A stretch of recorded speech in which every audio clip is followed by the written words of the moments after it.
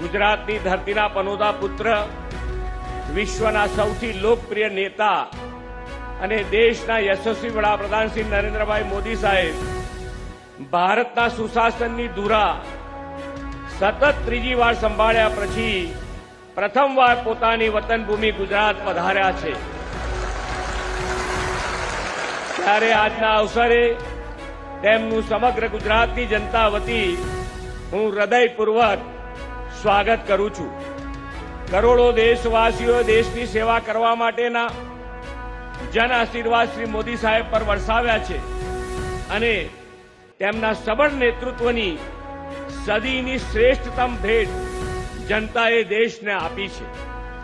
આદરણીય મોદી સાહેબના નેતૃત્વની સેવા, સુશાસન અને ગરીબ કલ્યાણને વરેલી કેન્દ્ર સરકારે સફળતાના અનેક શિખરો તેમના કાર્યકાળમાં સર કર્યા છે. हमारे YouTube चैनल को लाइक और सब्सक्राइब करना न भूलें.